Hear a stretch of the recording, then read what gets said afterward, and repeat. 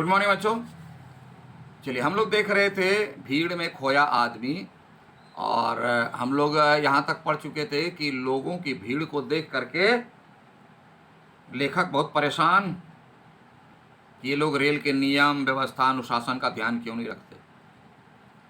Haridwar station पर उतरे तो हरिद्वार स्टेशन पर श्यामलाकांत जी का बड़ा लड़का दीनानाथ मुझे लेने यानी रिसीव करने अंकल आ रहे हैं। उसे अपनी पढ़ाई पूरी किए 2 वर्ष हो गए, यानी 2 वर्ष पहले ही अपनी पढ़ाई उसने पूरी कर ली। तभी से नौकरी की तलाश में भटक रहा है मतलब कभी यहाँ कभी वहाँ, लेकिन अभी तक नौकरी नहीं मिली। मैंने पूछा, राइटर पूछे उनसे कि अब तो जगह जगह रोजगार कार्यालय मतलब एम्प्लॉयमेंट एक्सचेंज खुल गए हैं, वो नौकरी की व्यवस्था करता है, जहाँ से डिपार्टमेंट वैकेंसी का लिस्ट उस ऑफिस को देता है और ऑफिस में जो रजिस्टर्ड है जिसको नौकरी चाहिए उसको इन्फॉर्म करता है, वो मीडिएटर का काम करता है।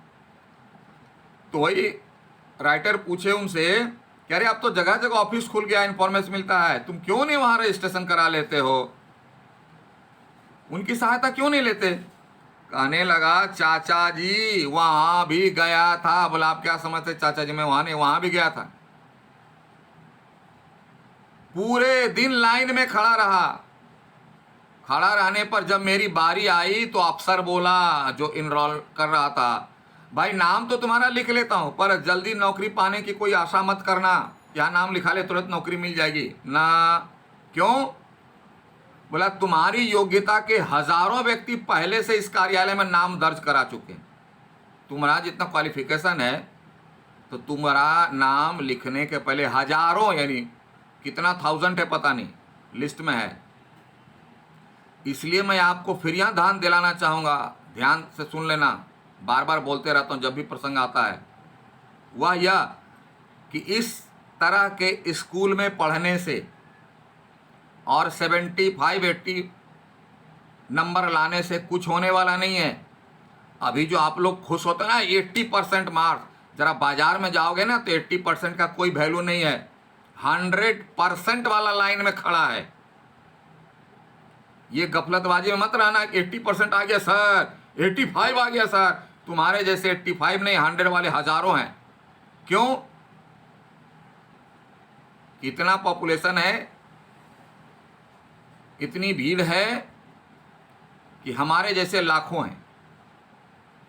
तो होता है उसमें कंपटीशन, तो कॉम्पिटिटिव, इसलिए आप मैक्सिमम जितना कर सको, फिर भी परेशानी होगी तो ये चक्कर छोड़ देना। वही कर रहा है कि हजारों नाम दर्ज करा चुके हैं। मैं सोचने लगा, जब एक छोटे शहर का यह हाल है, एक छोटे से शहर में यह हालत है, तो पूरे भारतवर्ष में क्या हाल होगा।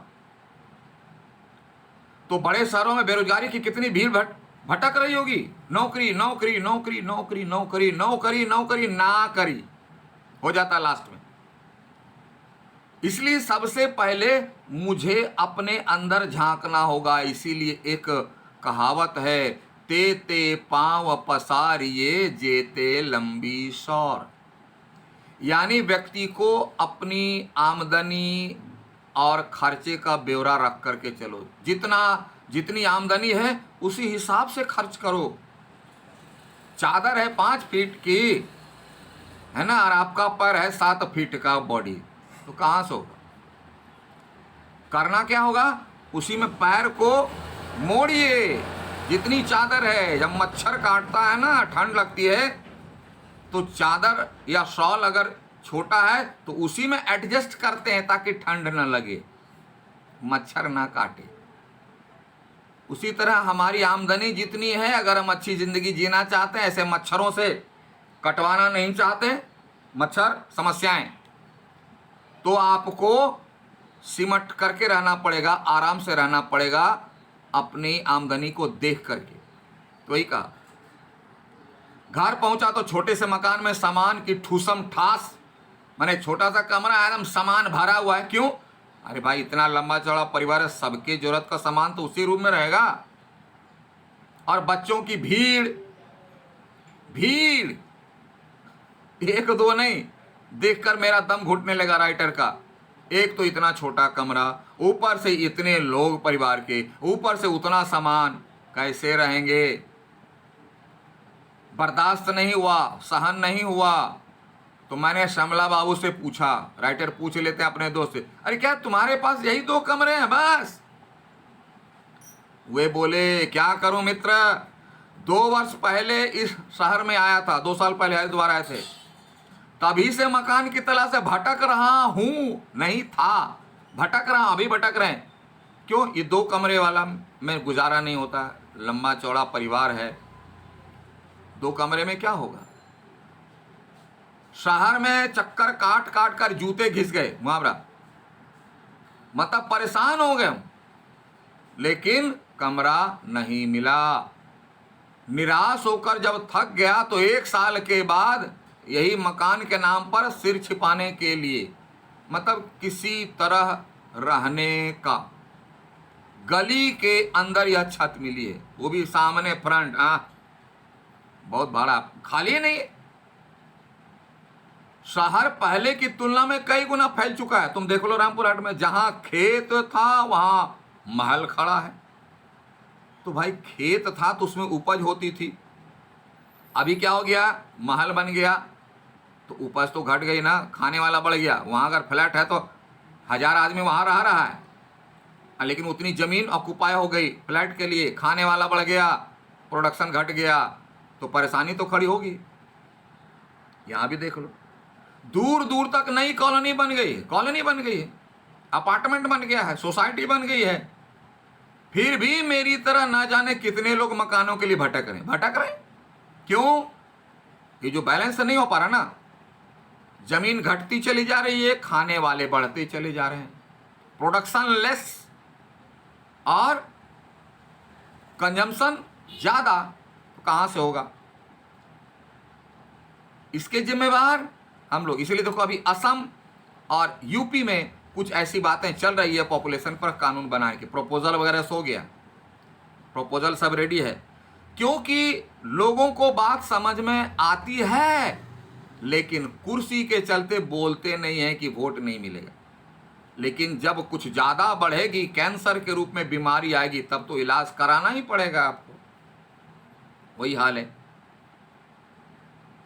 जनसंख्या बढ़ रही है और मकान और खाद्यान्न यानी खाने वाली चीजें घट रही होगा ही। उसी समय श्यामला जी की पत्नी जलपान यानी नाश्ता लेके आई। भाई हमारे पति के दोस्त महोदय आए हुए हैं, नाश्ता। उनके पीछे उनकी 3 छोटी लड़कियां,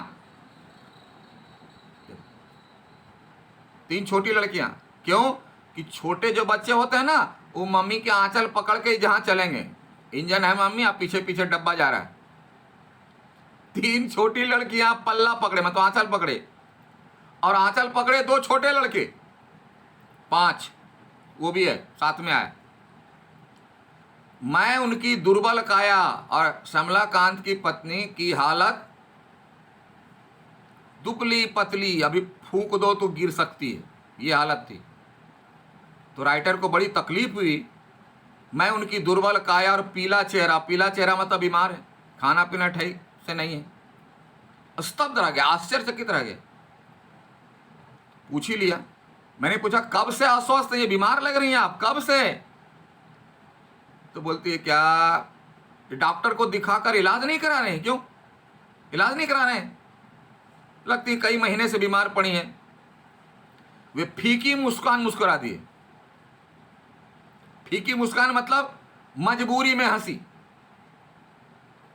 है, तकलीफ में, लेकिन तकलीफ को छिपाने के लिए मुस्कुरा दी और बोली, भाई साहब इतने बड़े परिवार में हर कोई ना कोई बीमार पड़ता ही रहता, हर रोज डेली कोई ना कोई, आज छोटी को सर्दी तो बड़ी को खांसी, माने कोई ना कोई बीमार है। तो माँ क्या करेगी? पहले बच्चों का इलाज कराएगी कि पहले अपना? डॉक्टर को दिखाने फिर भी अस्पताल गई थी, पर अस्पतालों में आजकल रोगी और उनके संबंधी मधुमक्खी के छत्ते की तरह डॉक्टर को घेरे रहता है। ऐसे मधुमक्खी का छत्ता देखो, छोटा सा छत्ता है, लेकिन उस पर इतना कवर किए हुए रहती है मक्खियां, ये अंदर का हिस्सा दिखाई नहीं देगा। उसी तरह से हॉस्पिटल में जाओ, डॉक्टर बाबू बैठे हैं, तो डॉक्टर बाबू के ऊपर में इतने लोग ऐसे भीड़ लगाए कि डॉक्टर बाबू दिखाई नहीं पड़ते। किसका किसका प्रिस्क्रिप्शन लिखेंगे, क्या देखेंगे, क्या हुआ, पेट दर्द, एक वर्ड सुनते हैं धनाधन प्रिस्क्रिप्शन है, ला जाओ, क्योंकि उनको हजारों लोग ही देखना है, 2 बजे तक देखना है, फिर डॉक्टर साहब का भूख लगेगी, रेस्ट लेना है, वो जल्दी जल्दी देख करके भाग जाते हैं। ये हालत है। वह भी अच्छी तरह किस किस को देखे। आजकल तो ऐसा लगता मानो पूरा शहर ही अस्पताल में उमड़ गया, मतलब लगता है आनंद मेला है, इतनी भीड़। इसका कारण पॉपुलेशन। समझ में नहीं आता ऐसी भीड़ क्यों है। अरे समझ में किसी नहीं आता, बोलते हम पढ़े लिखे हैं, शिक्षित हैं, दुनिया का अनुभव है, ज्ञान है, इतनी बातें समझ में नहीं आती। समझना चाहते नहीं हम लोग। अब यही देखिए ना, मेरी तबीयत भी ढीली रहती है, ढीली रहते हैं मतलब मेरी तबीयत भी खराब रहती है। सोचा था विवाह के कपड़े दर्जी से सिलवा लूंगी, बड़े बेटे को दर्जी के यहाँ भेजा, लेकिन वह किसी भी दुकान पर गया, मतलब बहुत सारा दुकान ढूंढ लिया, हर दर्जी ने पहले से सिलने आए कपड़ों का ढेर दिखा। बोला अरे भाई कब चाहिए, 2 दिन में। बोला 2 दिन में, ये देखिए कितना कपड़ा पड़ा हुआ है, अभी इतने सिलने बाकी है, 2 दिन में नहीं होगा, 2 महीना लगेगा। क्योंकि आदमी बढ़ता चला जा रहा है, तो कपड़े सिलाने वाले ग्राहक बढ़ते जा। पहले दुकान में लिखा मिलता था, ग्राहक भगवान होता है, और अभी तो पहले तो ग्राहक को बुलाते थे, है इसमें चर्चा। पहले ग्राहक का स्वागत होता, कह दिया दर्जी ने मिलने आए, कपड़ों का ढेर दिखाकर अपनी मजबूरी जाहिर कर दी, भैया इतनी जल्दी नहीं मिलेगा।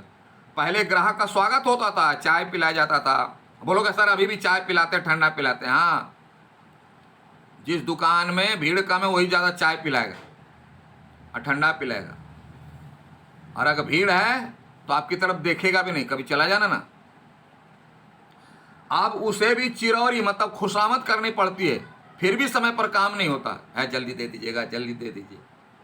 दुकानें पहले से अधिक खुल गई, देखो ना नीचे रामपुरहाट में देख लो, जितने नीचे घर थे सब बन गई दुकान, और रहने वाले शिफ्ट कर गए 3 तला पर।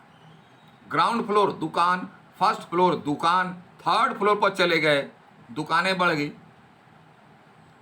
लेकिन ग्राहकों की बढ़ती हुई भीड़ के लिए वे अब भी कम पड़ रहे, फिर भी दुकान में देखो भीड़ लगी रहती है। क्यों भैया? पॉपुलेशन बढ़ रहा है।